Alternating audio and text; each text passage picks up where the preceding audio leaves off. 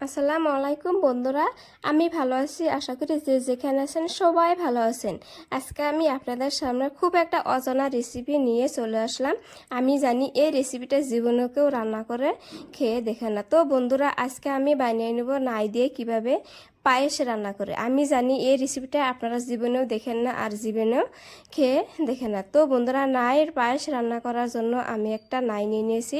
নাইটা অবশ্যই কিন্তু একটু বাতি করে নিয়ে নিতে হবে, একদম কমলা নাই নিলে হবে না। তো নাইটা এখন আমি খুব সুন্দর করে বুজুরি করে কেটে নেব। তো দেখতে পাচ্ছেন বন্ধুরা, নাইটা খুব সুন্দর করে বুজুরি করা হইতেছে। তো নাইটা বুজুরি করার জন্য একজন আমার সাহায্য করে দিতেছে। নাইটা খুব সুন্দর করে বুজুরি করে দিতেছে। তো দেখতে পাচ্ছেন বন্ধুরা, কত সুন্দর করে বুজুরি করে দিতেছে। তো নাইয়ের পায়েস রান্না করার জন্য নাইটা এইভাবে প্রথমে বুজুরি করে নিতে হবে। তারপরে দেখতে থাকবেন বন্ধুরা, আমি নাই দিয়ে কীভাবে পায়েস রান্না করি, খুব সহজভাবে সিম্পলভাবে, কোনো ধরনের ঝামেলা হয় না। তো বন্ধুরা, আমি নাইয়ের পায়েস রান্না করার জন্য এখানে আমি 1 পোয়ার মতো জহা চাল নিয়ে নিয়েছি। এবার চালগুলো খুব সুন্দর করে ধুয়ে নেব। আর জহা চাল দিয়ে পায়েস রান্না করলে খুবই ভালো লাগে। তো চালগুলো এখন আমি খুব সুন্দর করে ধুয়ে নিয়েছি। এখন রান্না করার জন্য একটা পাতিলে আমি উঠিয়ে দিব। তো পাতিলে উঠিয়ে দিয়ে দিলাম। তো এখানে এখন আমি পরিমাণ মতো পানি দিয়ে দিব। পানির পরিমাণটা অবশ্যই কম করে দিতে হবে, কারণ নাইয়ের পায়েস রান্না করার জন্য গাখিরটা বেশি লাগে। তো অল্প পরিমাণ আমি পানি দিয়ে দিলাম যাতে চালটা সিদ্ধ হয়। তারপরে এখানে আমি স্বাদ মতো লবণ দিয়ে দিলাম। লবণের পরিমাণটা প্রথমে আমি কম করে দিয়ে দিলাম, পরে আমি দিয়ে দিব। তো এখন আমি এই যে নাই বুজুরিগুলো, এগুলো খুব সুন্দর করে ধুয়ে নিব।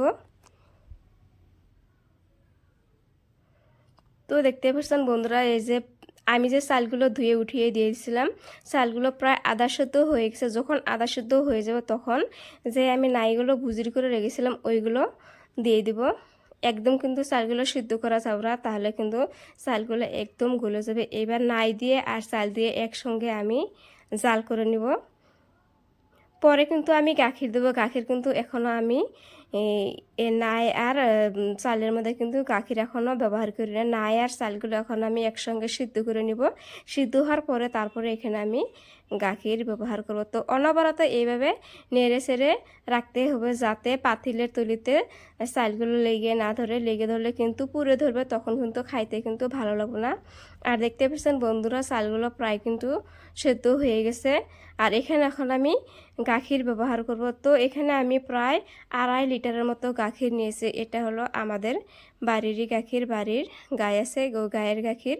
তো এখন আমি ছাঁকনি দিয়ে সেকে তারপরে আমি গাখির এখানে দিয়ে দেব। তো এখানে কিন্তু পানি প্রায় একদম শুকিয়ে গেছে। তো দেখতে পাচ্ছেন বন্ধুরা, কেবল গাখির ব্যবহার করব। আর গাখিরটার কালার কত সুন্দর দেখেন। তো এখন আমি একটু দেখে নিলাম, দেখি আরও গাখির লাগে নাকি। তো আরও অল্প পরিমাণ গাখির লাগবে। তো কিসের জন্য বন্ধুরা, মানে পায়েসটা একদম আড়া আড়া করা যাবে না, আবার একদম পানি করা যাবে না। আর অল্প সময় গাখির দিয়ে জাল করতে হবে, সেই জন্য আমি সম্পূর্ণ গাখিরটা ব্যবহার করলাম। এখানে আমি প্রায় 2.5 কেজির মতো গাখির দিয়ে দিলাম। তো গাখির দিয়ে কিন্তু অনবরত নেড়ে ছেড়ে থাকতে হবে। তো দেখতে পাচ্ছেন বন্ধুরা, আমার পায়েসটা কিন্তু প্রায় রেডি করা হয়ে গেছে। তো আরেকটা কথা, এখানে কিন্তু আমি চিনি ব্যবহার করি নেই। গাখিরের মধ্যে কেবল নাই বুজুরি আর চাল আর লবণ ব্যবহার করছি। চিনি ছাড়া আজকে আমি বানিয়ে নিলাম। লাই দিয়া তারপরে চাল দিয়া পায়েস বানিয়ে নিলাম। তো পায়েসটা আমার রেডি করা হয়ে গেছে, এখন আমি নামিয়ে নিব। তো দেখতে পাচ্ছেন বন্ধুরা, এখন আমি নামিয়ে নিতেছি। নামিয়ে নিয়ে বাড়ির সবাইকে খাইতে দিব। তো বন্ধুরা, আজকে আমার পায়েস বানানোর রেসিপিটা কেমন হলো প্লিজ কমেন্ট করে জানাবেন। আর বাড়ির সবাই খায় তো অনেক আমার প্রশংসা করেছে, এত সুন্দর পায়েস জীবনেও খেয়ে দেখি নেই। তো মাঝে মাঝে আমাদেরকে এইভাবে নতুন নতুন রেসিপি বানিয়ে খাওয়াবা। তো দেখতে পাচ্ছেন বন্ধুরা, পায়েসের কালারটা কিন্তু খুবই সুন্দর লাগছে। এর মধ্যে কিন্তু একটু পরিমাণ পানিও নাই, গাখির আর গাখির। তো বন্ধুরা, আপনারা এইভাবে পায়েস বানিয়ে বাড়িতে খেয়ে দেখবেন, খুবই ভালো লাগে।